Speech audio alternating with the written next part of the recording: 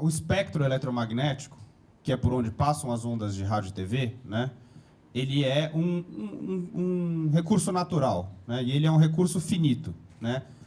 O dial do rádio, por onde a gente passa os canais para sintonizar as rádios, e o dial da TV, ele tem um tamanho máximo, né? A gente não consegue colocar quantos canais a gente quiser ali. A gente coloca a quantidade que cabe, que é possível carregar no espectro eletromagnético. Bom, por ser um recurso natural finito e não infinito, quem governa, quem controla esse espaço é o Estado, é o poder público, né? Então, o que a gente tem? A gente tem empresas comerciais explorando um espaço que o Estado concede para que elas explorem, né? Então, a Globo, ela não é dona do canal dela. A gente acha que ela é dona, mas ela não é dona. A Record também não é dona. Ninguém é dono de canais de rádio. Quem é dono é o Estado, ou seja, a gente, o povo brasileiro, né? E o Estado concede, ele permite que algumas empresas privadas explorem aquele espaço. E é o Estado que tem que fazer isso, porque como é finito, ele que tem que dividir. Ó, toma um canal aqui para você, outro aqui para você, e vocês podem explorar seguindo regras de interesse público que a gente define previamente. Mais de 90% desse espaço no Brasil é explorado por empresas comerciais com fins de lucro, diferentemente de outros países. E pouquíssimo espaço é dado para empresas públicas, né, que não precisam se sustentar economicamente via publicidade, via venda comercial desse espaço, e muito menos ainda é oferecido para canais comunitários, né, de comunidades ou geográficas ou de interesse, quilombolas, enfim, que tenham interesses específicos e queiram comunicar a sua cultura não só entre si, mas para outras pessoas. Para vocês terem uma ideia da diferença da legislação brasileira no tratamento de uma comunicação comunitária com uma comunicação comercial, a gente tem em torno de 4.000 rádios comunitárias aprovadas pelo governo, né, funcionando legalmente, fora as que lutam e passam a funcionar mesmo sem autorização do governo. Essas 4.000 rádios estão autorizadas pela lei a operar em 25 watts de potência na sua antena. Significa que a rádio vai atingir poucos quilômetros de distância a partir do seu centro de radiação. Se você somar, multiplicar 4.000 vezes 25, isso vai dar mais ou menos 100.000 watts de potência operando no Brasil de rádio comunitária. Uma única rádio comercial instalada na Avenida Paulista opera a 140.000 watts de potência. Ou seja, uma única rádio comercial opera numa potência 40% maior do que a somatória de todas as rádios comunitárias que operam no Brasil. Então, esse é o nível do desbalanceamento que a legislação oferece para rádios comerciais e rádios comunitárias, para não dizer do ponto de vista da televisão. Então, esse entendimento que a legislação dá para o direito à comunicação. Você pode se comunicar, mas não de forma a mover opiniões na sociedade de uma forma hegemônica. Isso é um privilégio de quem visa lucro, de emissoras comerciais. Mas, para vocês terem uma ideia, a gente fez um estudo que chama Vozes Silenciadas, tá? No site do Intervoz, disponível para download para quem quiser, gratuito, que a gente avaliou a cobertura da imprensa durante a CPMI da Terra, que investigava o MST, repasses de recursos federais para o MST. Tem vários dados lá, um dado que eu sempre destaco, que em 80% das matérias que citavam o MST, não ouviam o MST na matéria. Então, assim, mesmo essa ideia de que o jornalismo se busca neutro é bem falha, né? Porque uma análise um pouco mais atenta à cobertura de mídia, você vai ver que não, essa é a propaganda, mas não é efetivamente o que acontece. Então, por que a gente precisa... Como que a gente faz para democratizar a radiodifusão no Brasil? Uma das medidas que a gente acha que é central, e que a Argentina acabou de fazer, o Uruguai também está fazendo, e outros países da América Latina estão começando a fazer, porque isso na Europa já é feito, em outros países, na Austrália, enfim, vários países do mundo já fizeram isso, e o Brasil precisa fazer, é uma reforma agrária desse espaço aéreo, né, do espectro eletromagnético. A gente precisa dividir melhor os tipos de empresas, os tipos de comunidades que podem ter canais de TV e rádio.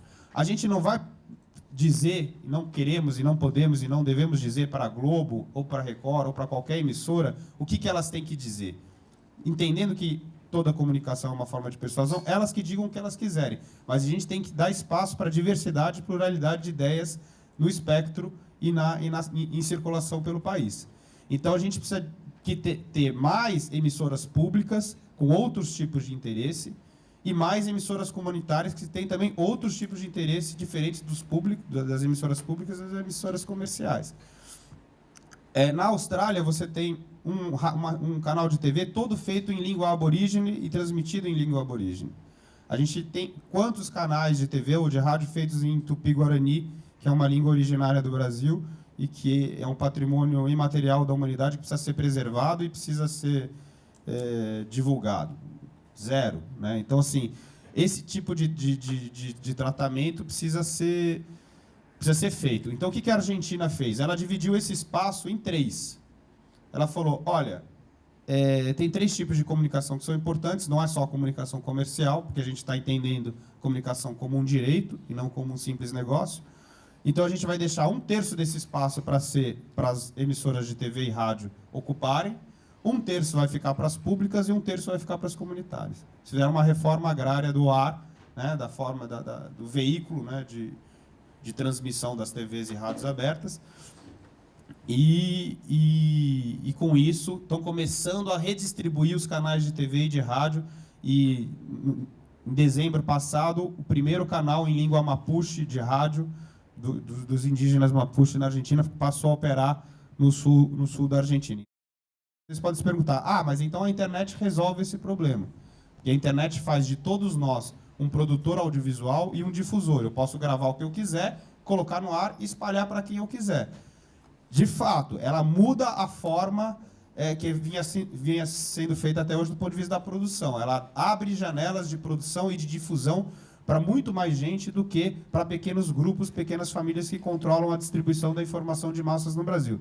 Mas, ao mesmo tempo que ela é um ambiente extremamente livre e plural, ela também é um ambiente onde o controle sobre a informação está muito mais colocado, né? Então, como os dados são digitais, as empresas que operam a internet, elas têm muito mais controle sobre o que você faz. Elas podem guardar absolutamente todos os dados de forma muito simples do que a gente opera na internet. Então, para dar o exemplo do Facebook. Não sei se vocês já repararam, mas a sua timeline, né, no Facebook, ela é de pessoas muito parecidas com você, né? É difícil você ter pessoas muito diferentes, porque o Facebook está lendo todas as coisas que você faz, está guardando essas informações. Tudo que você curte, tudo que você posta, ele está mapeando e falando, essa pessoa gosta disso, ela não gosta daquilo, ela interage mais com essas pessoas, ela interage menos. Então, o que a gente costuma dizer? Quando você está usando um serviço na internet que é de graça, é porque provavelmente o produto é você mesmo. Você é o produto desse serviço. Então, eles estão mapeando a sua produção de conteúdo, falando, essa pessoa está produzindo e está vendendo. Então, se você curtiu, que legal a sua viagem para a Bahia, provavelmente na sequência vai aparecer, compre passagens para a Bahia mais baratas no lado, porque eles estão lendo o seu comportamento e te oferecendo publicidade direcionada. Da mesma forma como eles usam esses dados para te oferecer publicidade, eles podem usar esses dados para fazer qualquer outra coisa. E não é só o Facebook, o Google, a mesma coisa, e vários operadores de conteúdo se utilizam dessa forma. Então, passar para o governo, né?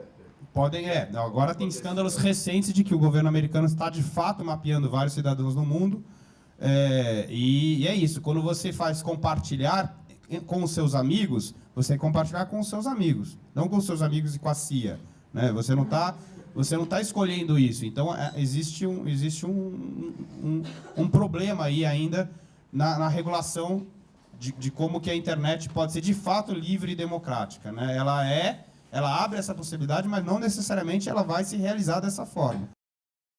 A internet essa é uma outra frente de batalha para democratizar a comunicação, porque ela muda e nos dá perspectivas muito importantes e relevantes para uma comunicação mais democrática, mas, ao mesmo tempo, ela é um ambiente onde o controle é muito mais colocado e onde as empresas de comunicação têm capital extremamente gigante. O Google é uma empresa internacional centenas de vezes maior do que a Rede Globo, do ponto de vista do seu poder econômico.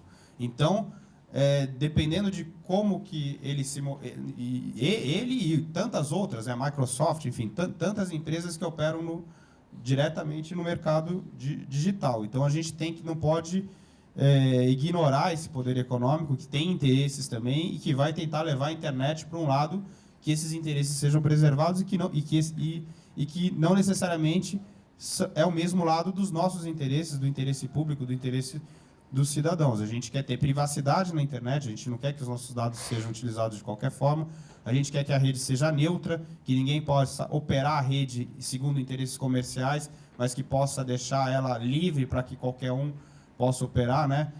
Só para terminando com isso, explicando um pouco desse conceito de neutralidade de rede que está ameaçado também no Brasil.